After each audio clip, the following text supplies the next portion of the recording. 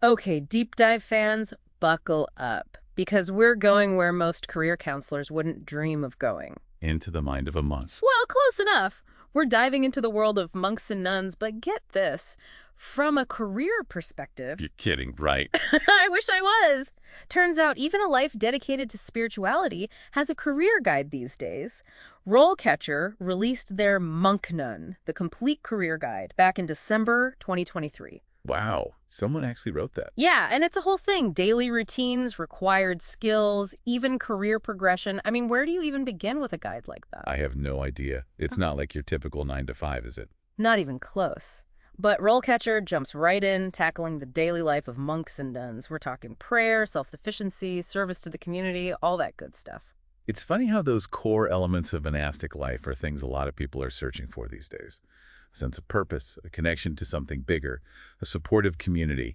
Don't forget the peace and quiet. But you're right. Maybe we're not so different after all. Anyway, RoleCatcher doesn't just stop at chanting and gardening. They dig deeper into this self-sufficiency thing. What do they say? So it's not just about personal survival, but about contributing to the community, being a vital part of the bigger picture. That makes sense. Historically, monasteries were often hubs of knowledge and skilled craft. Right, think of all those monasteries famous for brewing beer, or the ones known for their calligraphy. They were masters of their craft, not just spiritual seekers. Exactly. They weren't just places of worship, they were vital to the local economy too. Which brings us to a pretty interesting section of the guide, the skills section. Let me guess. Patience is up there. You bet. But it gets even more surprising. RoleCatcher gives us functions and core abilities, and we're talking negotiation at 55%, persuasion at a whopping 63%, and management at 55%. Wait, seriously? I mean, I get the need for some conflict resolution when you're living in close quarters, but negotiation and persuasion, those are power skills. Right. It's like, are they running a business or a monastery? Well, imagine you're a monastery representative negotiating land rights, or maybe even trying to secure some funding for a new building project. Okay, so you're dealing with the outside world, but still, it's pretty wild. You've got to know how to make your case, understand where the other side is coming from, and find that sweet spot, that compromise. It's like they're running their own mini society with all the complexities that come with it. Okay, I see where they're coming from with those percentages. Now, this one makes sense, 94% philosophy and theology, but get a load of this 76% therapy and counseling. That's a new one. I don't picture monks whipping out couches and notepads. Think about it, though, spiritual guidance. People come to monks and nuns looking for advice, needing someone to listen. They need a safe space. And the monks and nuns offer counsel, help people navigate tough times. That's essentially therapy, right? It is. Even if they're not licensed therapists, they're supporting their community's well-being. That takes some serious empathy and listening skills. So we're talking about real transferable skills here. This isn't just some ancient mystical knowledge. Not at all. But I gotta ask, surely there are some downsides to this whole monk and nun thing. You think. Every path has its trade-offs, right? Touché. We're back and still wrapping our heads around this whole monk and nun career thing. It's one thing to dedicate your life to something bigger than yourself, but to have a career guide with stages and a progression. I know, right? I keep picturing some kind of monastery promotion ceremony. Maybe they get a raise on their rice allowance. Okay, that's pretty good. But seriously, RoleCatcher outlines this path. Novice, professed, senior, like, they're all official titles. It's less about moving up the ladder, though, and more about spiritual growth and experience. Right.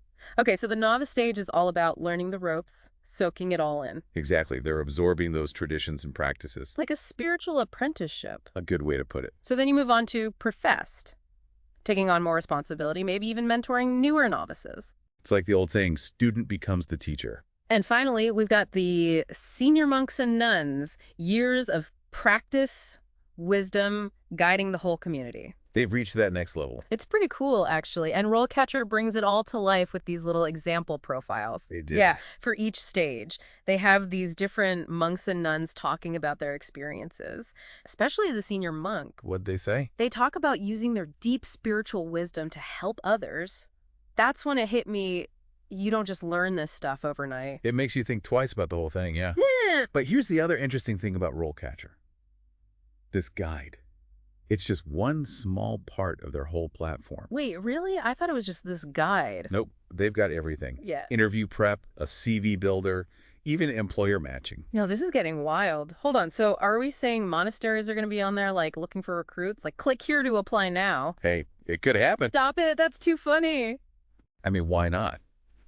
The world's changing fast. Yeah. Even these ancient traditions got to adapt.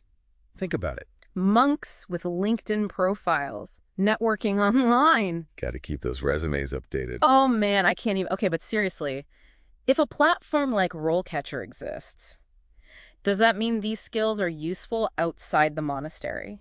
That is a very good question. We're so plugged in these days, constantly bombarded. Tell me about it. To disconnect from all that, to find a little stillness, some inner peace, that's got to be valuable. It's like a superpower these days. Yeah. And isn't that what monks and nuns have mastered? Exactly. The more things change, the more they stay the same. Yeah. We've got all this tech, all this stuff, but deep down, aren't we all still looking for that meaning, that purpose? And that sense of belonging, like you were saying? The same things that drew people to monasteries centuries ago. It's kind of poetic when you think about it. You know, I thought this deep dive was just going to be about monks and their weird careers, but this is getting kind of deep, right? It makes you think about your own life, your own purpose. Like, what am I doing here? And that's the beauty of perspective. It challenges us, makes us look at things differently. Who knew monks and nuns could have this much wisdom to offer? Well, we're going to take a quick break, but stick around. We've got more to uncover in the mysterious world of monastic career paths. And we're back, folks, still deep in the world of monks, nuns, and their unexpected career paths. Who knew there was so much to say? It's been quite the journey. From chanting to contracts, poverty to platforms. I know, right? Makes you think that maybe monasteries aren't so different from the rest of the world after all. Well, they are part of the world, aren't they? True, true. But it's just wild to think that even they have career guides now. What's that say about how we see work and meaning these days? Maybe it's a sign of the times. People wanting their work to mean something, to connect with something bigger. To be about something more than just a paycheck at the end of the week. And isn't that what monastic life is all about? Dedicating yourself to a higher purpose, helping others, focusing on inner peace instead of material wealth. It's like those ideas aren't new, but they feel incredibly relevant right now, you know? I agree. Yeah. In our tech-obsessed go-go-go world, those values offer a refreshing alternative. Right. Mindfulness, compassion, community. We might have all the gadgets and gizmos, but it's those human connections that really matter. It's like we're rediscovering the things that have always mattered. It's funny how that happens. We started this whole deep dive thinking it was just going to be about this niche career path, but it's really made me think about my own life, Me too. my own work, what I'm contributing. It's been eye-opening, to say the least. That's the power of exploring new perspectives. Yeah. It can really shake things up. So to everyone listening, whether you're considering trading in your suit for robes or you're just trying to find a little more meaning in your day-to-day, take a page from the Monk-Nun handbook. Why not? Empathy, resilience, finding purpose in stillness, and service. Those are lessons we can all learn from. Absolutely. Those are the keys to a fulfilling life, no matter what path you choose. Well said. Big thanks to RoleCatcher for creating such a thought-provoking guide and sparking this incredible conversation. And of course, thank you to all our listeners for joining us on this journey. Until next time, stay curious and keep those deep dives going.